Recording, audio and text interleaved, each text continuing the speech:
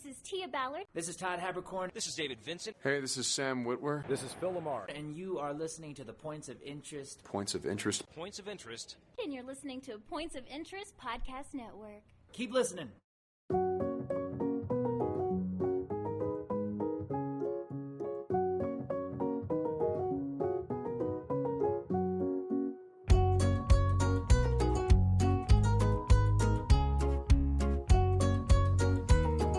Well, hello, and welcome to the Points of Interest podcast. This is the most generic podcast on the internet. My name is Josh Hawks. I am the 303 Ninja, and right over there, he is my podcasting partner for life. He is the other guy. It's Mr. Francis Fernandez. I hope Ginger's here to tell us which one of us is mute this time. According to my sound bars, we should be good. Okay, good. Although I am coming in a little hot, apparently. I did find it really funny that 2 weeks in a row, it was either me or it was you. Yeah, that was a little weird. It's a little weird. It's all good. Anyway, how's it going, man? How's your week been? Week. Yes. Yeah, it's been okay. I have to let everybody know that after Francis and I spoke at great lengths about this, we will not be appearing at the America 250 concert. Yeah. They invited us. They wanted us to be MCs, and we had to respectfully decline. Not even respectfully. We just said no. Well, I did. I won't, right. Francis, because Francis didn't know I was going to throw this at him. No, I mean, and I refused because they wouldn't let me use, because obviously the best MCs are named after tools. So I tried to go as MC Hackett Ranch. Nothing. Refused for whatever reason. They said hammer or nothing, and I'm like, well, I can't help you there. So, well, I couldn't get in. Too legit sadly. to quit. That I think it's kind of funny that of everybody that was announced and then decided to back out. The two that stick out in my brain was Vanilla Ice. He his reasoning for it is thin, but we'll let him go with it, I guess. And the other one was the dude from CNC Music Factory. Which if you haven't seen his 10-minute rant, I highly suggest you go out and find it, because at the end of it, he throws a line at you that you knew the whole time. But then he just tells you, and it's great. I won't spoil it, but you should go out and watch it after this. Okay. They should have really hired Milli Vanilli. Well, okay. How do you... It seems that the name Milli Vanilli has moved on from two lip syncers onto a whole band, I guess. Oh, really? I didn't know that. And Milli or Vanilli is a part of it as well. Because Milli Vanilli put out a statement. Now, I don't know how you do that when there's only one left. So... Oh no! Really? One of either Milli or Vanilli are gone. I didn't know that. Yes. I don't. Not trying to speak bad of the dead, but I think Milli Vanilli is an IP, not a duo, or not an IP, but like a band, not a duo. I'm not sure because, I mean, was that even real? Like, when's the last time anybody even said the words Milli Vanilli together at the same time in the last 30 years? I'm sure somebody has. I mean, like, after they got caught lip syncing, I mean, I thought that was done. Mm-hmm. Yeah. I mean, what are you going to do? I mean, nostalgia is a real thing. Let's be real. Mm-hmm. It is. Especially 90s nostalgia right now is a big thing. Yes. I think I heard a cool perspective, and I have to agree with it. What is that? It's the last decade that we all experienced entertainment together. Oh. The examples given. I have to look at my notes. Stand by. Music videos. were on Fridays. Everybody that was going to see the thing, you all saw it, dink dink, air quotes, together. Yes. Records came out on Tuesdays or Wednesdays, something like that. I think it was Tuesdays. Tuesdays, yep. And then they moved to Thursdays, yeah. So everybody went and experienced music on the same day, together. Right. Dink dink. Right. Then I wrote down Letterman was on at 10. Yes. So it was the last decade of water cooler talk. So yeah, right. Because since then, media is more fractured than it ever has been. And yeah, something comes out. What just came out? Something just came out on Prime. The Spider Noir just came Spider out. Noir, yeah. And they dumped all 8, 10, 4, whatever number of episodes it was. They dumped them all at the same time. And people go out there and they binge the whole thing. And there's people out there that still want to just, I'll watch one this week. Maybe I'll watch one next week. I got other things I want to do. So nobody's experiencing media the same way anymore. Yeah, true. So it's the last decade that, we all did things together. Because after that, the internet got bigger. Pirating, downloading, Napster, LimeWire, all that stuff started breaking media up, really, if you think about it. I love that you're going to, sort of. I know Napster, mostly, that was more 2000, I know, but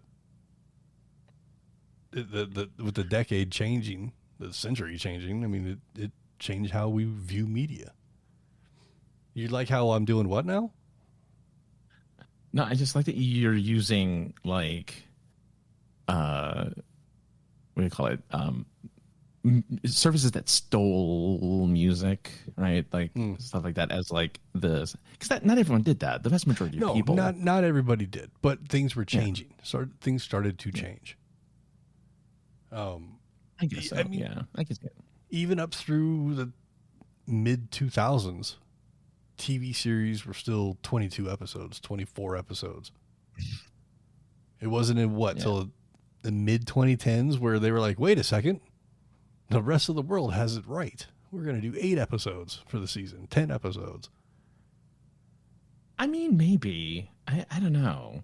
I feel like the UK usually does 6 or 7 episodes, sometimes 10 per season, sometimes 3 episodes a season, right? So there's big gaps and leaves you wanting. At least with American TV, you got your 24 episodes. You knew you weren't getting anything in the summer, and then when winter comes back, my shows are back, my stories are back. You get to see more. You get a resolution. You now know you find out who killed the JR. You now know. Right. You get to know those. You find out that horned rim glasses is Claire's dad. Well, you find that out. I guess you find that out the second, third episode, whatever. But yeah, I understand what you're saying. Yeah, I just made a reference that fucking barely anybody but you and me understand anymore. That's okay, but that's the point, though. It's we made it in a way that got people hooked, so much so that our seasons are hundreds of episodes long. Versus, and we did it, of course, because of syndication. 100 episodes means you're syndicated, means you're on cable, means you get to get syndication. And I only know this because of the show Fringe, who fought to get 100 episodes in because they only lasted 4 seasons, and they needed a 5th one. And it was the 5th one was only 13 episodes or 16 episodes or something like that, just enough to get them right at syndication. So, that's how it works. And I guess that's why the what was it, the Terminator stories, the Sarah Connor Chronicles. Sarah Connor Chronicles, yeah. I guess that's why you don't ever see it, because it didn't hit 100 episodes. Right. Until streaming came along, of course, and then streaming changed. Yeah, everything. but that you can't find it on there either. you gotta buy the physical media if you want to watch that show again. Really? Yeah. I think it was available for a little while on like one of the iterations of HBO. Right. Or Wow, Prime or something like that, but it's been a long time. I would really like to watch that show again, actually, speaking of nostalgia. Yeah, you're right. Now, but if you have Prime or Apple TV, you get your Sarah Connor Chronicle. Yeah, for purchase. No. If you have, you're right. Yeah. Yes. You have to buy it. You can't just stream it. Wow, you're right. Oh, dude. See, and I think it's only like $35 on Amazon. Yeah, it's $25 a season. I think the whole series is $35 on Amazon, like to purchase the physical media. Might as well buy it. Yeah. Might as well buy it. Yeah. It's so funny because I, as an obsessed viewer of Law and Order, Dun dun. they only have like season 20 and above. The first ones with the only actor that I care about, who played Lenny Briscoe, the only guy I care about because he was the funniest of all the detectives. He was the best. They don't have his seasons available to stream or to buy. I have to buy it. I have to buy like the box set of 1 through whatever for $100 and something. I'm like, no way, dude. I didn't do that. Did it go through a network change or No, NBC. It's all NBC. Huh, that's weird. Yeah. And it's not available on the cock? No. They only have the latest seasons, and That's I think crazy. like season 1 and 2, and then the Lenny Briscoe seasons, non-existent. Well, Which there really is this isn't too place called the Bay Well, yeah, sure. or other I could go internet on the archive high seas, it, maybe even. but yeah. I never figured out how to torrent things. It was above my pay grade or something. It's surprisingly easy. That's what everybody told me. But then when I try to find things and be like, okay, We'll talk afterwards. We'll talk afterwards. Okay. We'll talk afterwards. So yeah, that was the 90s stuff. And Oh, really? That was well, not all of it. I mean, I guess we can keep going, but I just No, you can move on. like I said, I mean, it's just the last decade where we all experienced things together. We all went to movies together. The examples I gave before, I can remember some albums coming out and rushing to go get them. Whether I knew all the songs on it were good or not, it didn't matter. It came out on this day, I'm going to get it. I like that singles were still on a gigantic CD. Like if you wanted just a single song, you still had to get it on a giant CD. And sometimes they added like a second track, like a B-side for whatever reason. They just added like or like a different version, acoustic version of the track. They'll put added onto that single. I mean, what was it? Metallica?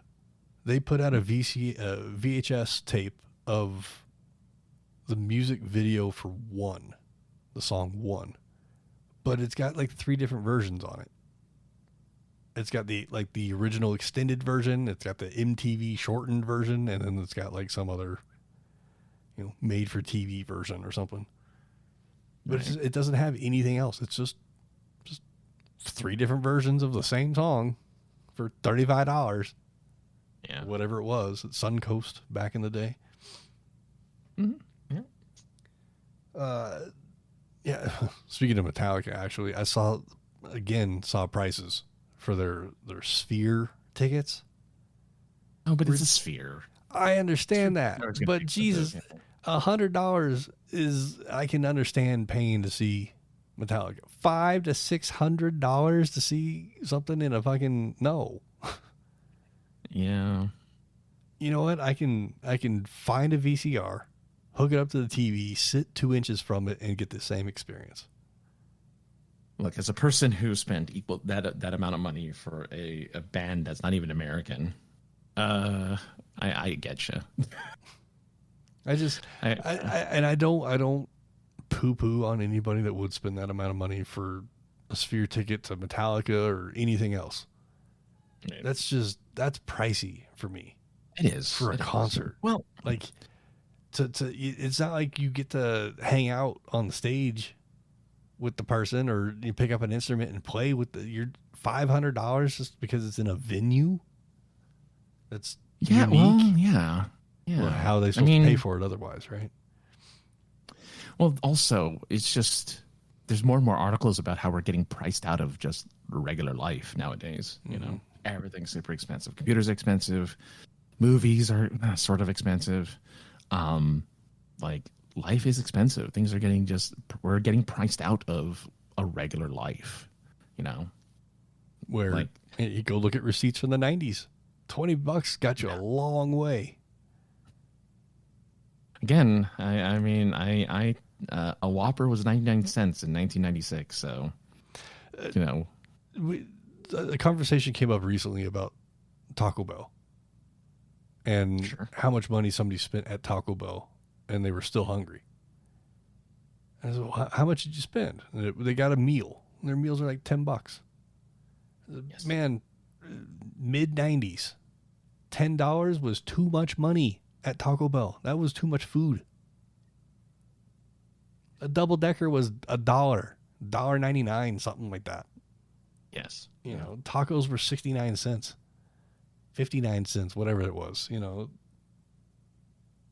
you go in there with $10, you could feed a whole damn family with $10 in the mid 90s at Taco Bell. True.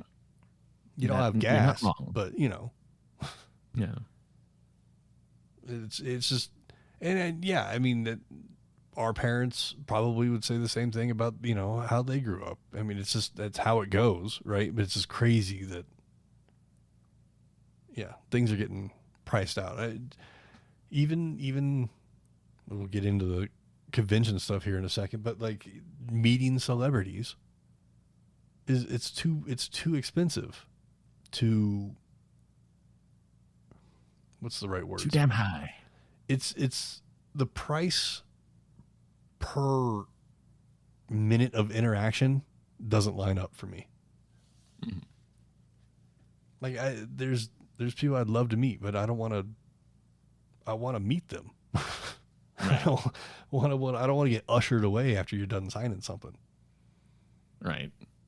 But time is valuable. Everybody's time is valuable. I understand that, but it is. But also, like we looked at the list last week, and I was like, oh, it's only like $100 and some for Jamie Kennedy, and it's like $400 for whoever, I forget who else was there. Yeah, this is why I don't care about celebrity. I don't care about celebrity anything. It's like the people that take pictures with celebrities, I'm like, yeah, I guess that's kind of cool, I guess. I mean, I don't know. It's bragging rights because you get to see a celebrity, right? Like, it's not like I didn't post my pictures with the doctors or with LeVar Burton or with like anyone I met at Great Philly. Like I did, I took pictures and posted with Nick Frost and you know, Rose Ivor and all that stuff. Like Rose McIver. So I've taken. I get it, but man, yeah, I wouldn't pay for it. Well, yeah, that's that's the difference. But you went and did some things, Francis. Before we get into all that, you did some stuff this past week. I did. While you were gallivanting around, I want to drink something. So, oh, and I should get my drink, but and I'll talk off to the side. Yeah, while you were gallivanting around Denver's FanExpo, I went and saw the #1 movie in America this week, which is Backrooms. Right? I think Backrooms was like #1, which this is going to be funny to me because I believe the box office for Backrooms beat day one sales for the Backrooms beat Mandalorian and Grogu's day one.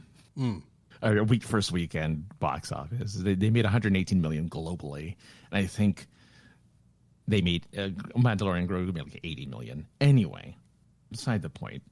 I'm not a horror guy. Hate horror. Not a big horror fan.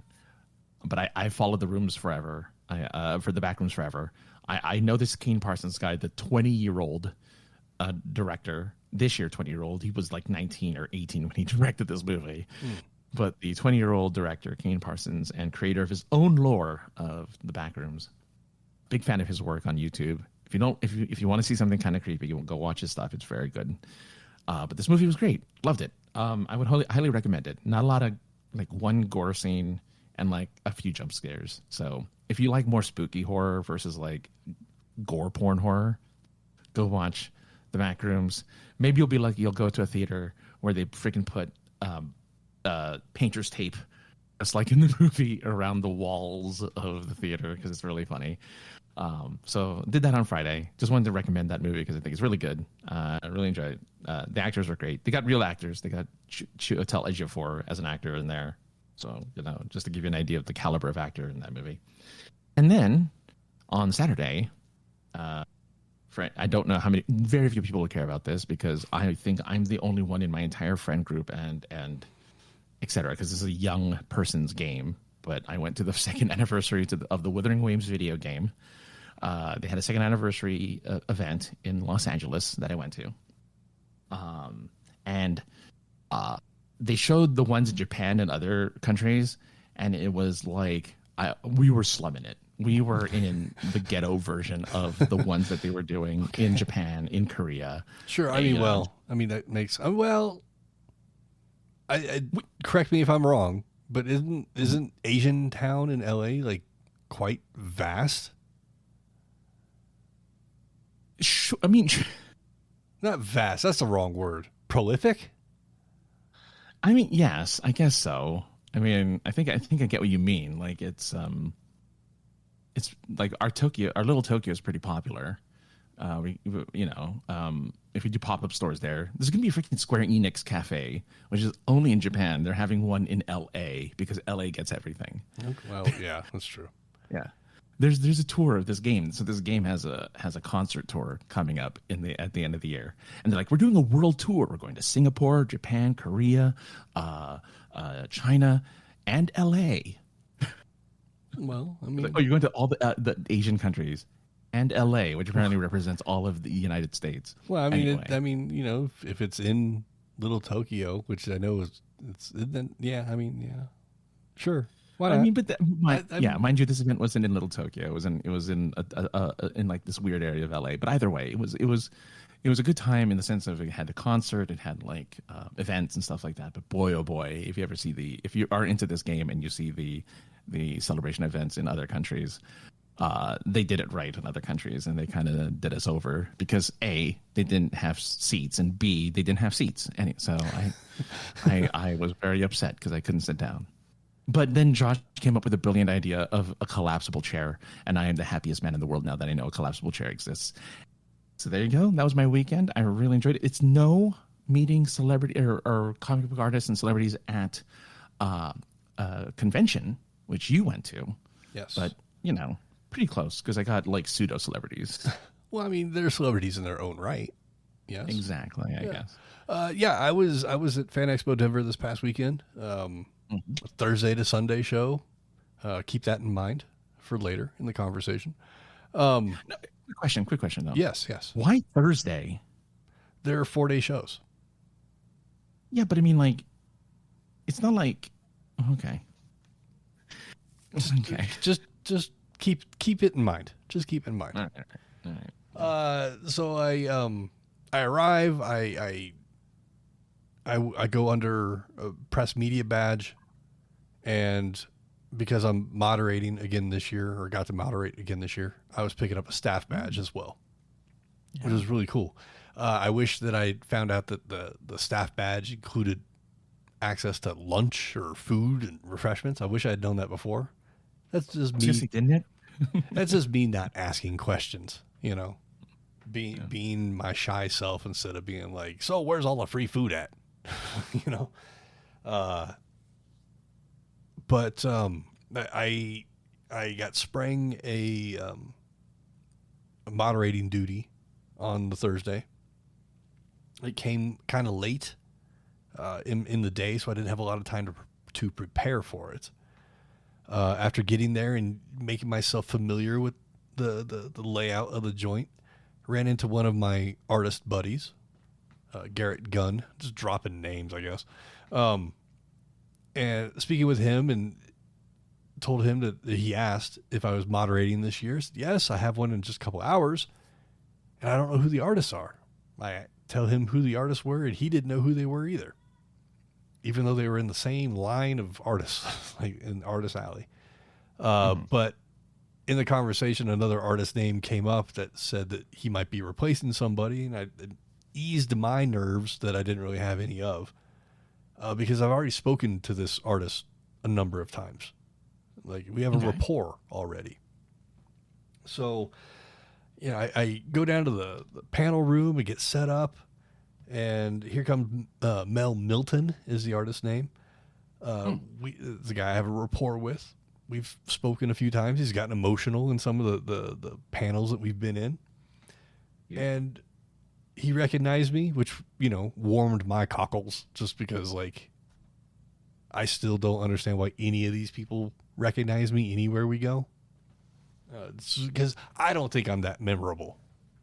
Because, you know, self-loathing or whatever, I don't know. Self-deprecating, whatever. But he recognizes me and asks me how I've been and this, and I'm like, wow, it's a real connection. It went great, the panel, just because, you know, again, we already know each other, and the other artists showed up kind of late. So it was kind of, you know, it kind of broke the nerves a little bit, instead of like the pressure of me trying to come up with how to introduce these guys that I don't know. The one guy shows up that I do know, so I can introduce him, and the other guy shows up late. So I'm just like, yeah, introduce yourself. Because I don't know, of the three people that were supposed to be here, I don't know which one you are besides the guy I know. So yes, please. Ran into you know, friends of the show and friends and just in life. Nikki Rapp, the voice actress from The Sims and the Telltale Walking Dead games, Psychonauts. If you played any of those, that's where I don't know her from that. I just know her because she's part of the circuit, and I asked her if she'd do an interview like 10 years ago, and we connected, and we've been friends since, apparently. Great to run into her and her partner, AJ, great artist. My girlfriend couldn't make it, / photographer, couldn't make it because travel of other things that she had to do, which was kind of a bummer. You know, it's always nice to experience conventions with somebody. And you tend to stop at more booths, like vendor booths, when you have somebody with you.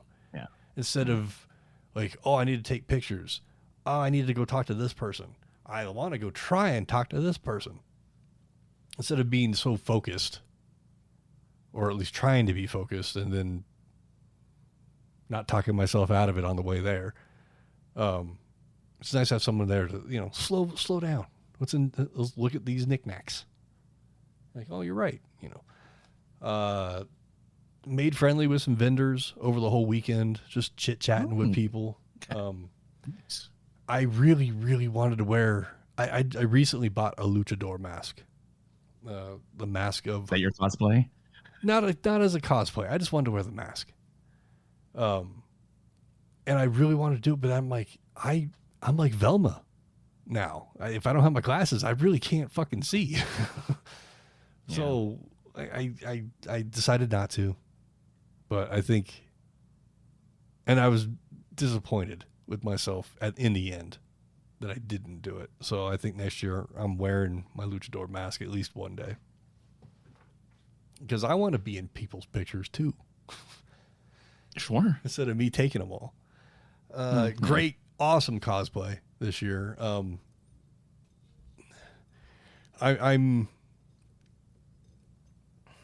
on two sides of a coin when it comes to cosplay. I love seeing people do their cosplay. Mm-hmm. I don't know if I'm so much of a fan of cosplay guests. Like, is cosplay? What do you mean? Maybe I'm just dumb or ignorant to the popularity of quote unquote dink dink professional professional cosplayer. Yeah. Like, are they really that popular that they need a whole section? Okay, well, if they're female, they most likely have an OnlyFans anyways, and they have a particular clientele usually. Okay. I have yet to see a male have their own cosplay booth. It's usually just women. And if you see how the women dress in cosplay at these conventions, they normally pick the cosplay that shows off the most or is wearing the least.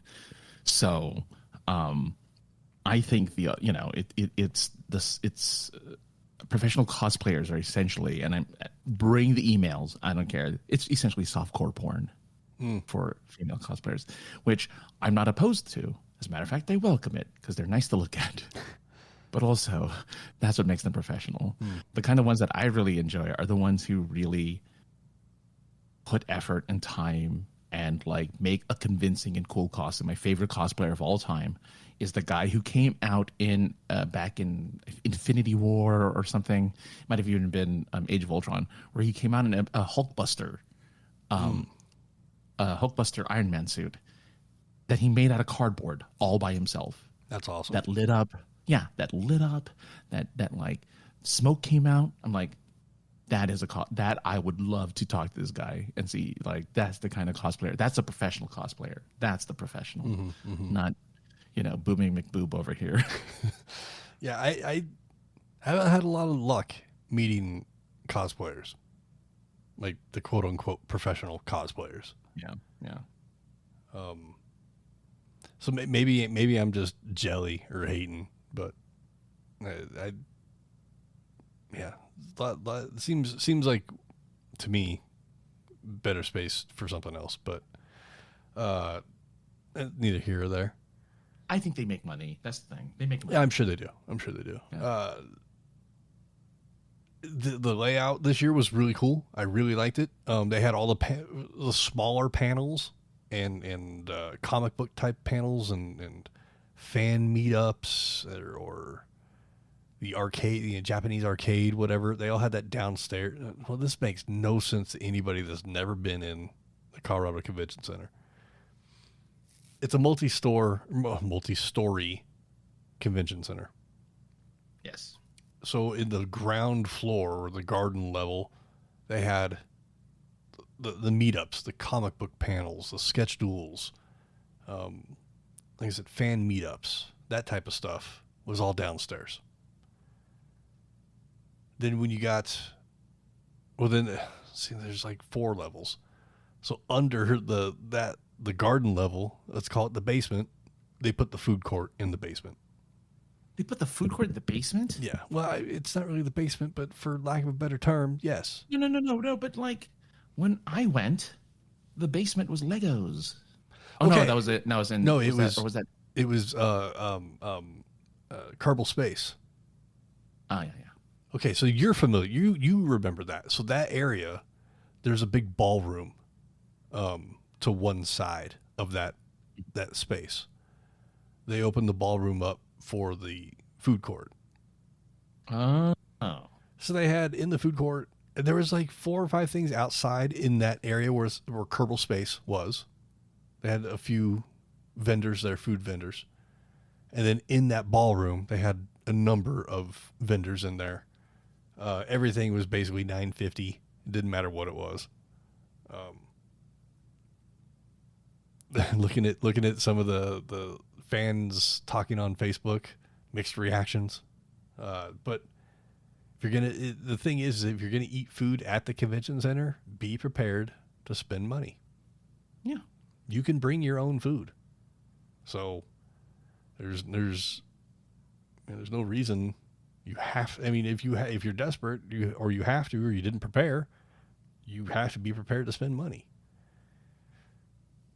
I'm surprised that people aren't fully aware that they inflate prices at conventions for food, specifically food, because everyone needs to eat. Right. So unless it's even in San Diego, right? Where you have the outside restaurants to choose from. They all inflated their prices. For sure, to accommodate for San Diego. I think I paid for one of our afternoon PMUs for the three of us, and it was like, 1.5 times more than what it should have been for what we got.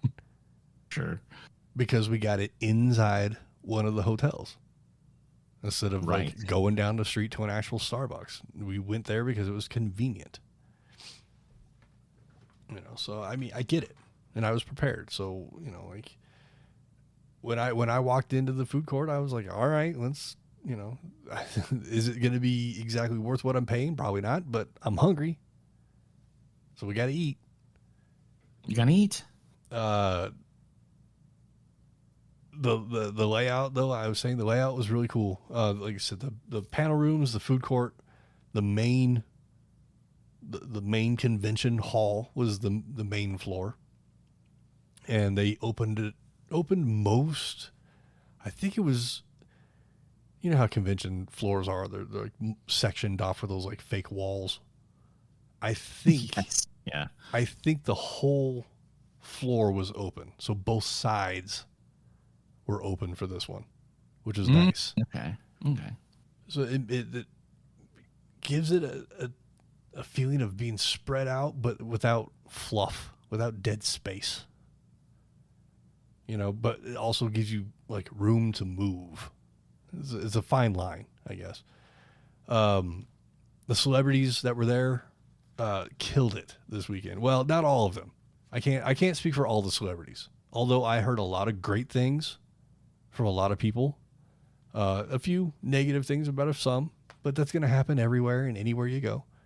Oh yeah, sure. But to me, the stars of the show this weekend were the two guys from Reno 911. I have their names written down. Thomas Lennon, he played Lieutenant Jim Dangle on the show, and Cedric Yarbrough. Whatever. They both dressed up as their characters from Reno 911, and especially the Thomas Lennon, he was just acting a fool the whole weekend, just interacting. Like, people were doing little video snippets with him and doing different poses, and just, he was dancing around, having a blast. Both of those guys. I saw, like I said, the Lennon, the Lieutenant Dangle. I saw him a bit more active, and having fun more than the other guy. The other guy's having a blast as well. It's just, maybe it was the short shorts, distracting me and making me stare at him more. I don't know, but he was having a blast. And did I spend the entire weekend in the celebrity area critiquing everybody as they interacted with people? No. But it was because he was in front of his booth the whole weekend, is why I noticed it. Same with our friend, Veronica Taylor. Although I didn't get a chance to talk to her this year. The last time she was in Denver, when I say this, it's not disrespecting to anybody, but the last time I spoke to her at FanEx Denver, she didn't have a real celebrity booth. She just had like a booth, Veronica Taylor. And I was just able to walk right up to her and chit chat like you and I have a number of times. Yes. This year she had a real celebrity booth. That's nice. I'm glad. And I'm glad. It warmed my heart because she's so awesome. But I was like, oh, but I want to say hi. And I don't want to wait in, an hour and a half long line to say hi, So good. I'm so glad to hear that. 'Cause she's deserving. Because if I recall, we were at I don't know. Again, it was 10 years ago, but we were at a convention, which it's so funny. 10 years later, she's more relevant than ever, apparently. Mm-hmm. But it was her and her daughter. No one was in her line. Just go up. We talked to her for a few minutes. Like, no one was bothering her.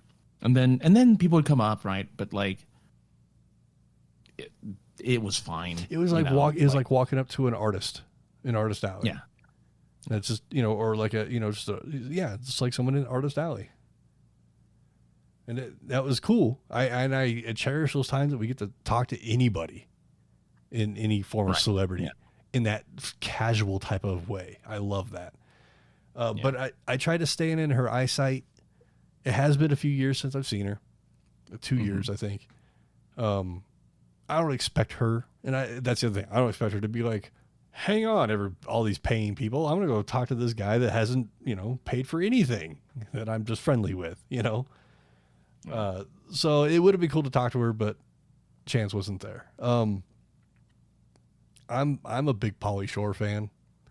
He was there. And this is what leads me to what I was talking about before about like paying to meet people. Yes. I would love to meet Pauly Shore, but I don't want to spend the amount of money regardless of what the cost is. And I'm not saying anything is inflated or overinflated, whatever. It's tough for me to spend the money to justify the amount of time and interaction. Because the longest amount of time you'll spend with them is especially if they have a line, is like 10 seconds, because they want to move the line along. Mm-hmm. They want to get paid by the other people who want to pay them, They don't have, I mean, they may want to engage, but they don't have the time to engage. Frank Welker, the voice of Megatron and 8 billion other things. I really want to meet him, but I can't justify, excuse me, I got the hiccups, justify the amount of money per time spent. Yeah. If there's some way to, meet him in the green room, that would be my preferred interaction, But by the time they get to the green room, they don't want to be disturbed anymore. But you understand what I'm saying. Like, just in a more casual type of setting is how I'd prefer to meet my heroes. Dink dink. But to meet the stars of your fandom is awesome. And not poo-pooing on anybody that did spend the money to meet the people. It's just hard for me to justify it. Yeah, I'm with you. Very logical, very very well thought out. Looking at my list of stuff here. As I think overall just a really successful weekend. I brought stuff to record audio, but I'm FanX really looks down on gorilla, what we call gorilla podding. Just on the spot. Here's a microphone. Hold it. Let's talk. They frown upon that. Especially mostly for the celebrities, obviously. Sure. But then I was just a little gun shy to then. I brought my lavaliers. Right. Yeah. And also not having anybody to hold a camera unless I was going to ask a handler or something like that. But then we're starting to get into weird logistics there. Yeah. So I didn't have my camera person with me. Had I, it would have been easier I would have had an easier time saying yes to myself. Like, yes, let's do this. Even though I probably would have ended up having people hold the lavaliers because, You're one of them. You're one of them now. That was the other thing. I'm like, man, even if I do this, I'm going to have them hold this. And that just it hurts my heart, even just saying that. That could be a reality. It should work on their lapel. I don't, Well, yes. Yeah. But then, it's just like, hey, make sure it's clipped on right and it doesn't fall. And, it does have a magnet. And if you do use the magnet, don't lose the magnet because I need that back. And yeah. So I think next year or whatever next con I go to, especially if I have somebody with me, I'll feel a little bit more comfortable to be that person in front of the camera and welcome, like we did in San Diego one time where it's like, hey, welcome to San Diego Comic-Con, and our opening shot and all that sort of stuff.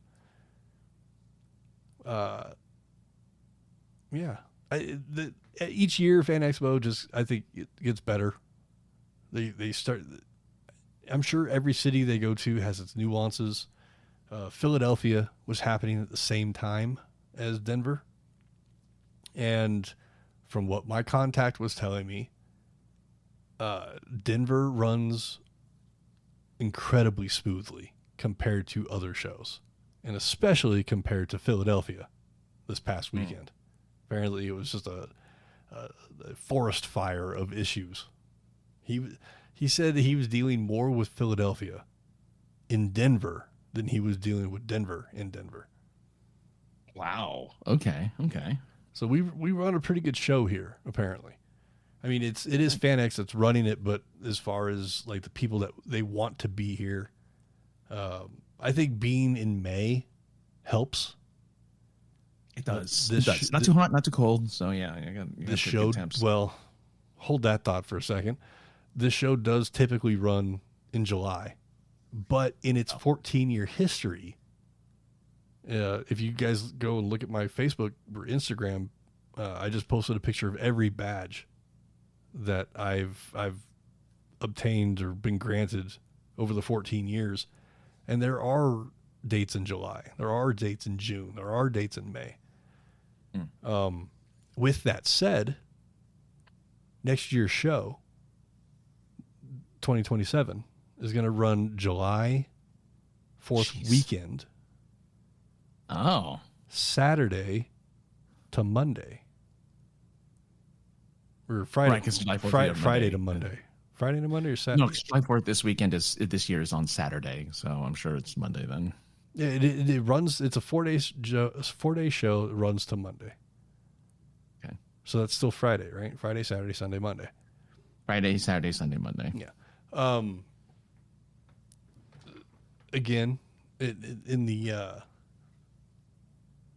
years, it's jumped around. They have had shows. 2015, it ran the last part of the month, and it ran. I think it was a Friday to Monday show, and it was kind of cool in the moderators chat, group chat thing.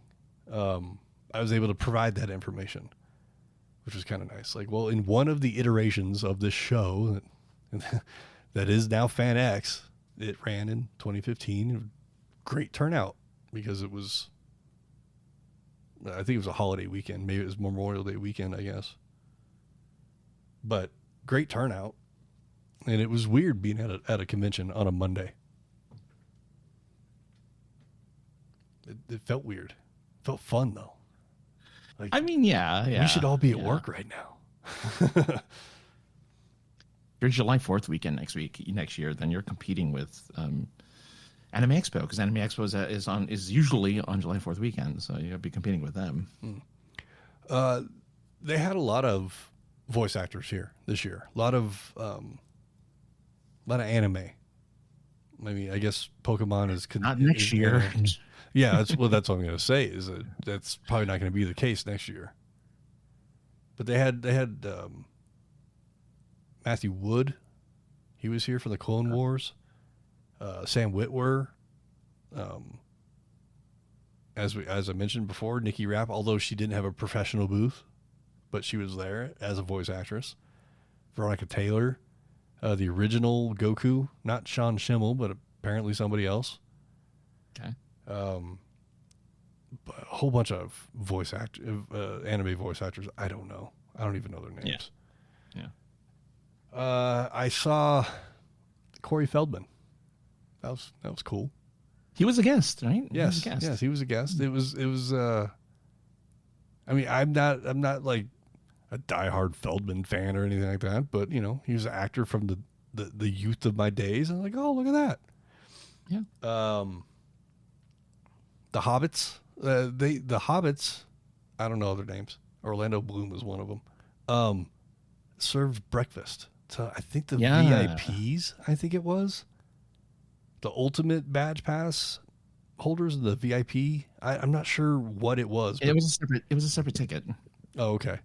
Well, they all came in and served breakfast to people and very casual interactions. I saw one of the guys made an attendee like a croissant sandwich, and then like was inches away from the person's face as she took a bite, as he stared into her soul. Like, do you like it?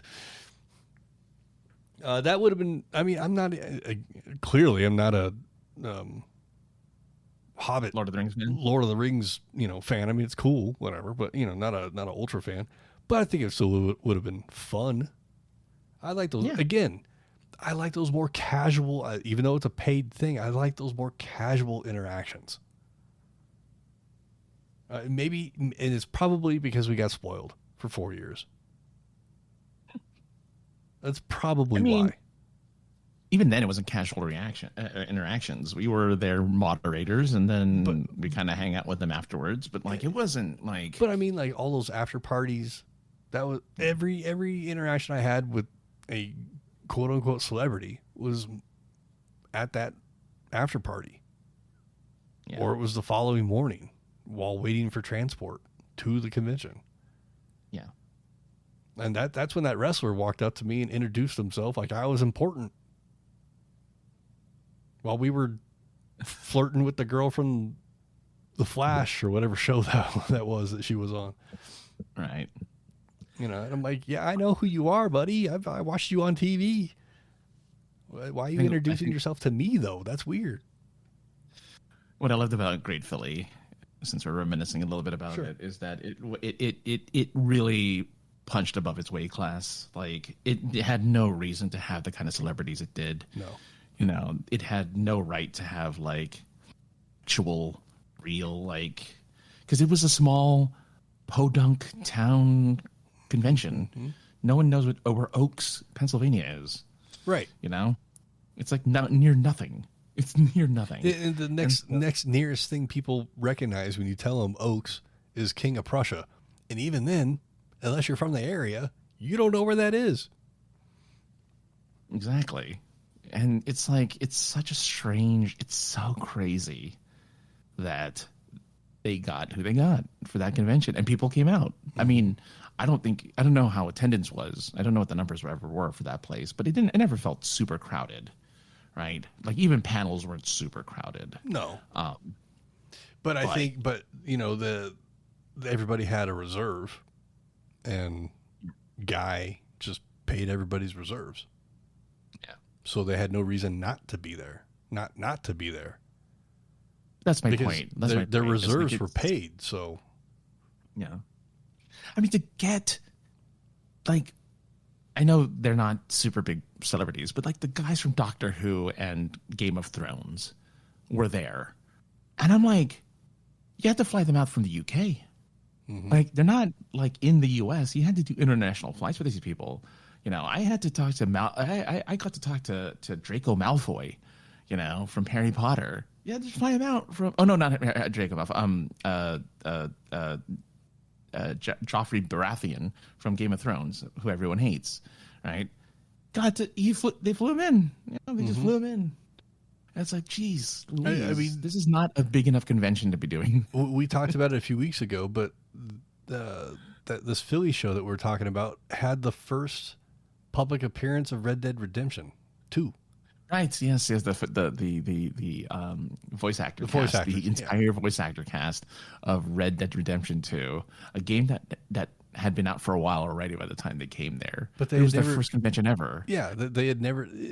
Speaking of, and then the guy, I don't remember the name of the movie, Galaxy Quest. The big smiley guy. I can't think of what the actor's name is. That was his first convention, and that movie was already almost 20 years old. I can't think of the actor's name at all. It's completely drawn a blank on me. But no, I think if it was Tim Allen, that would have been awesome, because I would have brought tools with me, and I would have turned it into his old stand-up routine, and it would have been awesome. He's one of the most successful cocaine dealers TV's ever seen. Yeah. David Duchovny, I caught a glimpse of him. I mean, looking good. Gillian Anderson, It took me a second, but I was like, oh, yep, that's Gillian Anderson, because I still see her as Scully. She'll always be Scully. When she's not redheaded, I don't know who she is, you know? She's blonde now, isn't she? I think her natural hair is blonde, yeah. Oh, okay. Yeah. I've seen her as a blonde more than I've seen her as Scully, I think, at this point. Sure. But, you know, then, I mean, there's a fan group on Facebook, which should already tell you that it's a dumpster fire. But people just complain on there. It is crazy about things that are very common at every convention. Lines. Oh my God, there's lines everywhere. Yeah, lines, inconsistencies with information. I mean, that happens at every show. Because some people pay attention and some don't. They're just there. I don't. I'm saying like the people that come in, the volunteers or whatnot. I'm not trying to talk down to anybody, but you know, there's some people that don't have any information and they're not willing to find it for you or anything. They're some people are kind of snappy. We're all adults. If you're going to come to anything that has more than 10 people inside of it, have some kind of direction to where you're going. And if you don't have direction, which is totally fine at all, if you find something that catches your eye while you're randomly walking, pull off the road, if you will. Don't stop in the middle of the street to look at something over someone's shoulder. Just push in and look. The amount of it's funny that people complain about like stanchions at like the airport. Why is this like accordion thing and there's nobody here? It's because if people aren't shown how to walk in a straight line in some sort of fashion, they won't. Yeah. And we've talked about having malls as convention spaces. I think it would work just for because you can widen things out more. You could.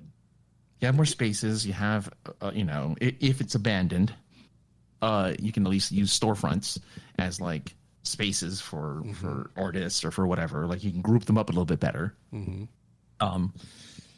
Yeah, I'm a big proponent. I think now that Swiss says stop being abruptly in the road is how Chris Kattan and Will Ferrell met Richard Grieco, though. Is that a Night at the Roxbury reference? Probably. I mean, sometimes it's unavoidable, I suppose. Yeah, right. Sometimes it's unavoidable, but I would say for the most part, for the weekend, I had no direction of travel. Mm-hmm. You know, there's times like, oh, I want to go find so-and-so, or it looks like these people have Transformers. Let's go look at that booth over there. But the rest of the time, I was walking around and looking at stuff. Something caught my eye. Yep, get out of the way. You answer your phone. You got a text. Get out of the way. It's just you should have had Ludacris with you. Points.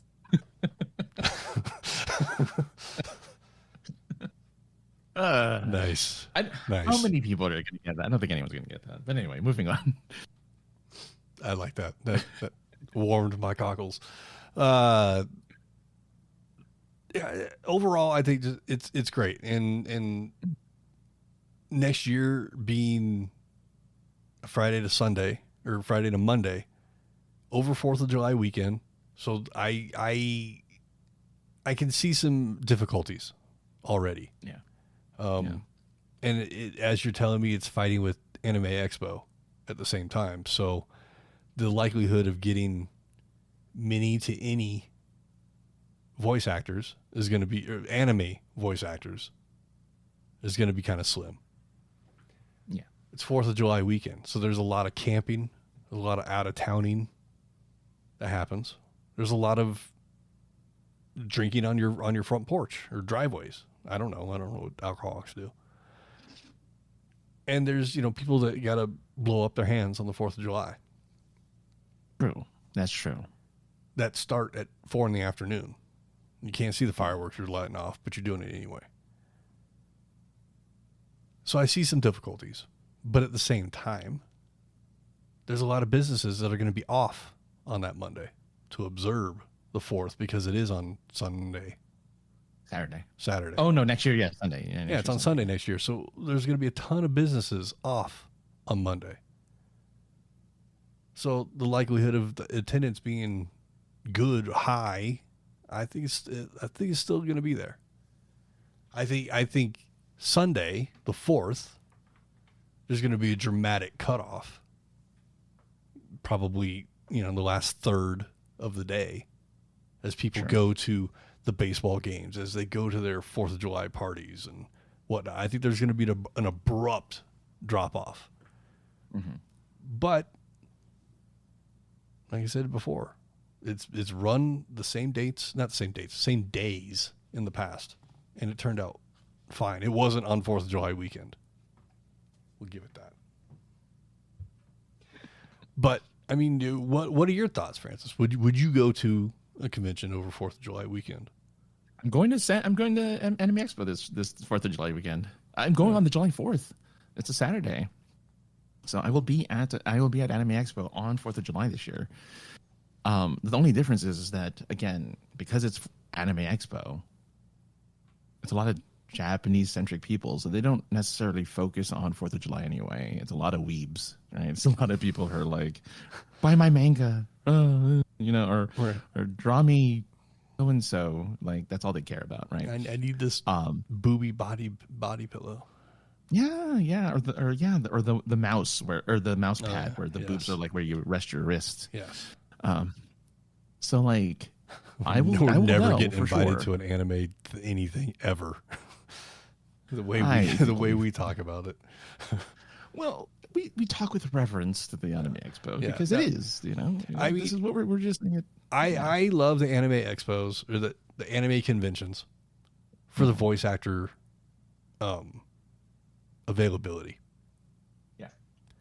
Even though I'm not there to talk to them about Hunter x Hunter or fucking, whatever. Yeah.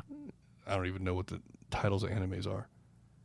I'm not there to talk. They're just getting longer. They're getting longer and longer. I'm there to talk to them about voice acting, about, the craft of it. And anime conventions, they're so much more accessible. They can be, yeah. And they're not as expensive as like celebrities at regular conventions. It's, in my experience, it's been a lot easier to obtain interviews at anime conventions. Yeah. But I'm not saying guerrilla style. I'm talking through correct channels. It's so much easier at anime shows.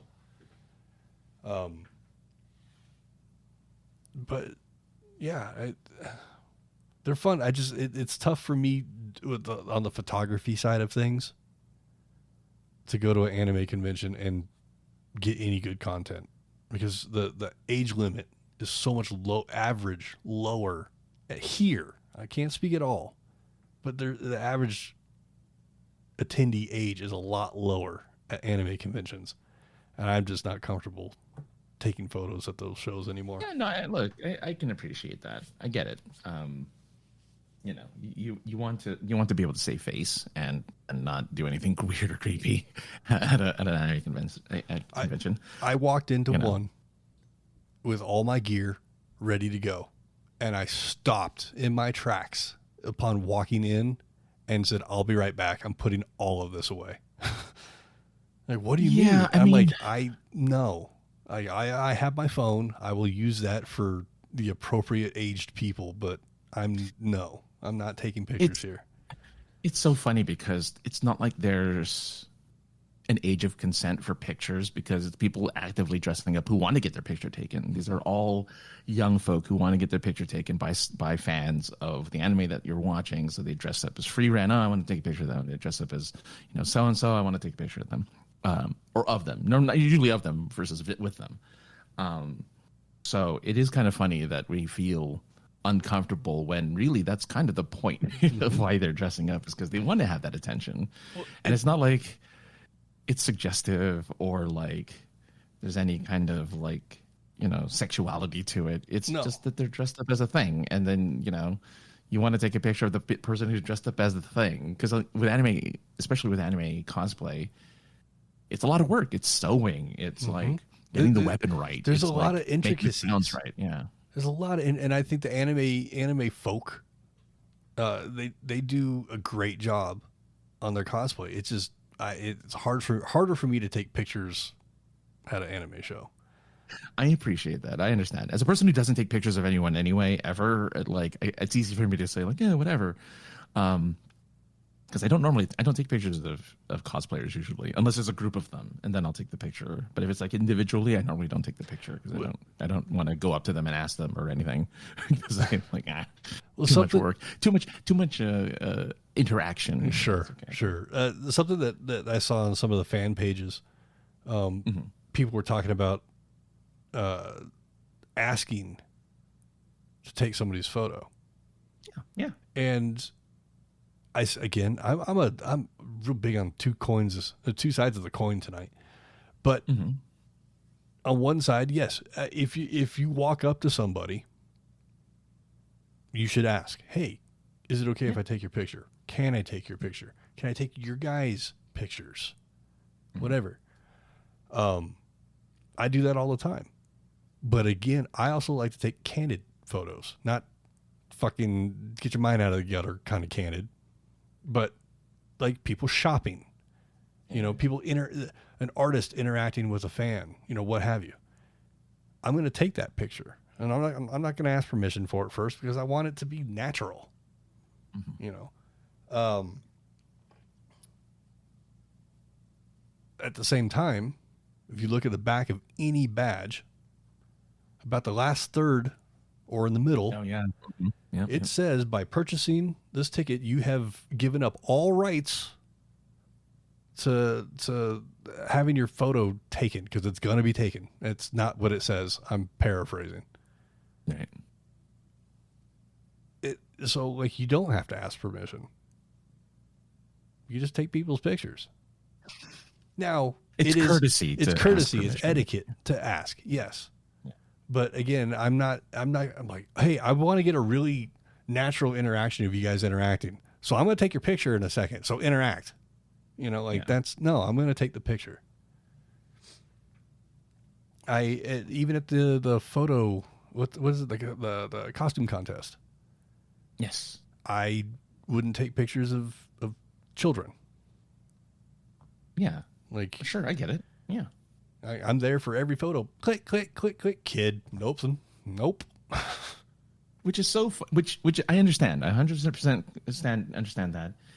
What's so funny about it is when they do, and usually it's the parent doing it, but sometimes it's somebody else doing the photo or the video of the kid dressed as like the Mandalorian or dressed up as like whatever, and they're attacking someone. It's usually, actually, I think it's always the parent. I think it's very rarely anyone else taking those videos. Usually because it's from behind, so it's like, oh, we're walking with the kid.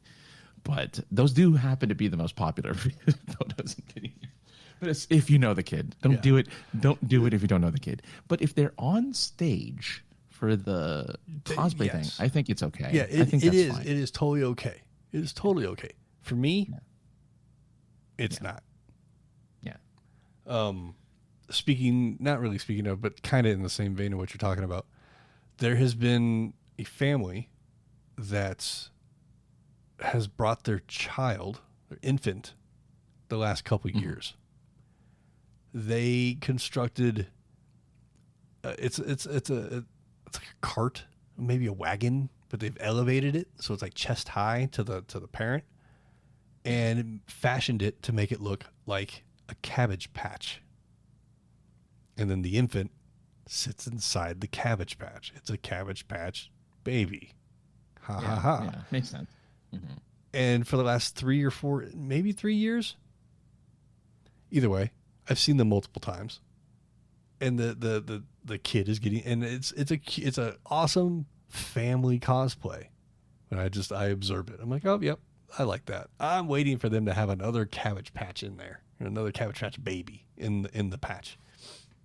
Right. And how long are they going to keep this going for? because now I'm invested. That was probably like the most wholesome cosplay I saw all weekend. There was an Optimus Prime that was like, it was like the Michael Bay samurai Optimus Prime, but still awesome to see someone on, stilts and all that gear taking the pictures, and that was cool. I do like that they use stilts. Yeah. Otherwise, no cosplay really stood out to me that was like, holy crap. I mean, you always get the pyramid heads of both male and female varieties. There's always an Iron Man in different, again, varieties of Iron Man. No Hulkbuster, no Hulk. Mm-hmm. No artist to talk shit about me on stage this year. He wasn't even there. Oh, write that down. Write this down because we need to talk about it afterward. okay. I'm writing it down. Like I've said it 3 or 4 times now. Overall, just a great weekend. I had a blast. Can't wait to go do it again next year on different dates. I want to do more than 2 panels for the weekend. I didn't feel like I got that energy out. It's so funny. You're really having a hard time balancing, because you didn't want to do a lot of panels originally, so you can go out and be on the floor. Yeah, and now you're like, I wish I did more panels. I want to do more than 2. I want to do less than 15 and more than 2. But it's some sort of a balance of, maybe 1 a day. Okay. Man, that would be fine. 2 a day, 2 on certain days. Like, just it's. I guess maybe beforehand I hype myself up too much, so then I have all this energy, and then I don't feel like I really got it out. That I hyped myself up for. So, but hopefully there'll be another convention that comes up that needs my good looks in front of people again, and I can get it out then. Yeah. But I hope I've thrown some of our names, some of our friends' names into the hat this year. Okay. I'm really hoping it can go somewhere. I already gotten 1 follow-up question on it, so I'm hoping I'm on the right path. But I suggested to the comic director that Dirk Manning and Jay Fosgett come to Denver. That'd be good. I'm sure Jay would especially like it. Yeah. Yeah. Well, and that was the thing. It's both guys have asked me for years how to get into this, the Denver show, regardless of its name and ownership. Yeah. They've asked me for years how to get into it. Dirk now being the publisher for SourcePoint, he can do panels all weekend talking about the comic world. And then Jay, not only being a illustrator, he's a cartoonist and a puppeteer. So, like, I think he would do wonderfully, because he almost always travels with Bodhi, his created puppet character, and he's good with all ages, but he does well with the younger crowd. And I think it would be good for FanX to bring them in. I think so too. I think it's a really good idea if they did that. Yeah. I didn't get any. This isn't the right place to bring this up, so I'm guessing I'm on the right path. Okay. So we'll see what happens, but I let Dirk know at least that, hey man, I'm trying. I have 0 pull, but I'm trying. So why did you want me to? We'll talk about it later. We'll talk about it later. Later. Okay, yeah, gotcha. Yeah. But yeah, I think that unless you have anything else to bring up, I really don't. I mean, again, a great weekend. Spent some money, hung out with some friends, got to reconnect with people I only get to see sometimes at this show. Got to hang out downtown. That is one thing I do, and I've said this before, but I wish downtown Denver, would get more invested when FanEx is in town. Meaning, bring your badge, get a half off an appetizer or get a free appetizer at restaurants around downtown. San Diego Comic-Con doesn't even do that. With San Diego, you have what they call the gas lamp. Downtown San Diego, basically, is across the street from the convention center. They don't necessarily, do anything to bring you there, but there were enough places that were like, hey, show your badge. A couple of restaurants where show your badge, get an appetizer. Show your badge and, get this. So there is, and it works out that it is right across the street. Well, downtown Denver is literally, the convention center is in downtown, 2 blocks one direction, and you're on the main, what they call the mall. So I think it would be beneficial for downtown Denver to do something like that. To keep, you have 50,000 people, whatever the number is, some sort of double-digit 1,000 people in a convention center. They're all going to get on the train and go home unless you keep them there. And, downtown's always talking about how the shops and everything are struggling. Work with FanExpo to keep people downtown. Give them a reason to stay downtown. I would. So the estimated number of people, attendees, and FanExpo Denver 2026, apparently, according to, I guess, I don't know where they're getting this information. FanExpoHQ.com maybe? I don't know. 110,000 attendees. 110? Yeah. That's pretty good. Yeah. That's keeping average, really, with the last 10 years. The first year, 2012, I think it was 12,000 people showed up. 1,000 people. And that mostly due to it being brand new, not doing a great job at advertising the first year. And yeah, that's really about it. Being the first year, not great advertising. Second year, tons of advertising. TV, radio, billboards. And the attendance jumped, I think, by 2 in 1 year. They were getting close to San Diego numbers. At the time. 110, that's pushing 10 years ago San Diego numbers. I believe. Yeah, I think so. But no, it's a fun show. I like being there, obviously. Yeah. It's a home show for me, and now getting to be involved in it as well. It just like I said in the Instagram post, like, for not bad for a no-name podcaster. Yeah. Like, I've done something for people to remember and trust that I'm going to do a good job. So I like that. It makes me feel accomplished. As you should, yeah. And in the picture I posted, the 2015 badge is an attendee badge.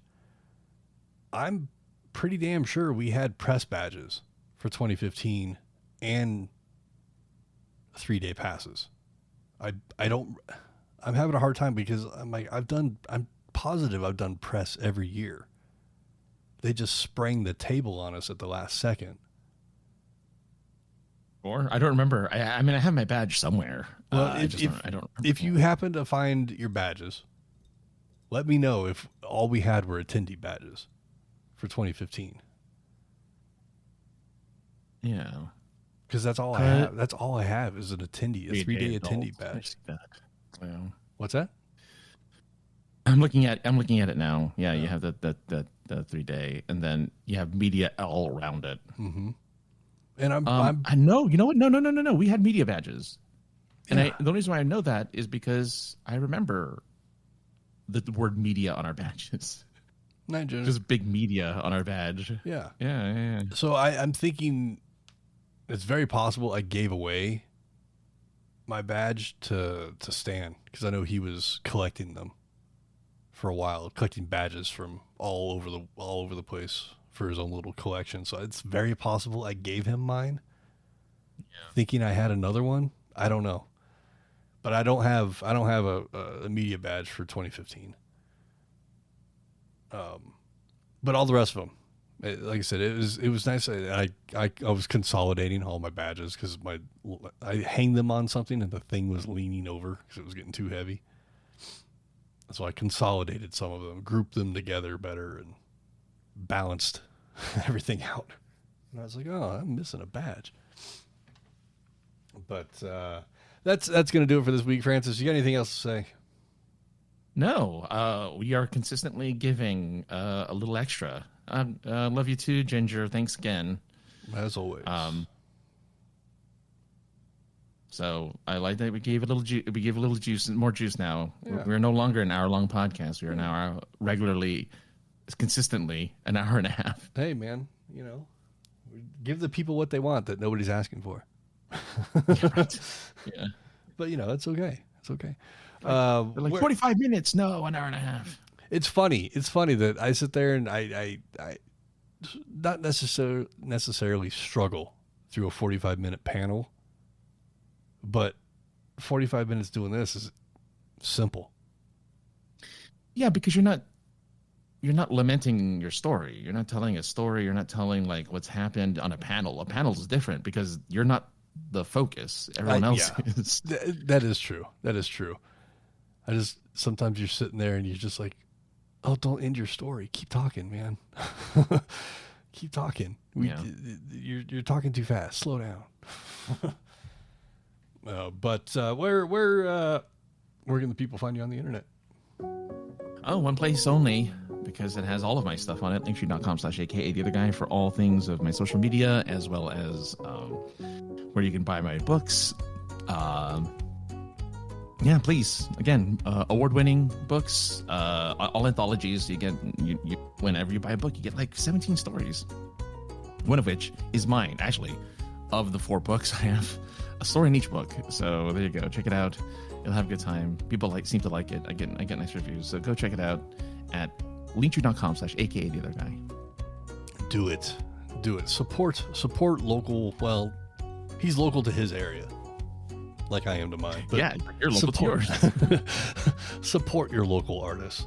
You can find me at linktree.com/the303ninja for all things me and points of interest that I really need to update more. But there will be some pictures coming up of FanExpo 26 soon. I'm actually trying to edit them for real. I'm trying to learn editing. Good, nice. Okay. I don't really know what I'm doing, so I'm probably messing things up more than I'm fixing them. But I'm trying. Again, thanks to everybody that is involved with FanExpo for letting me do the thing that I do in front of my home city, in front of my peoples. I don't have any peoples, but it gives me a chance to get in front of people and not be shy, even though I kind of am. But otherwise, hit us up. Let us know what you want us to talk about. We like interaction. It's fun. It's interactive. We'll be back next week. I got nothing else to say. I'm trying to stretch us out, but I'm done. We're out of here. See you guys. You'd stop doing that. Well, we don't have to because the song's ending. See, we stretched it, and now we're gonna end because the song's ending. Bye.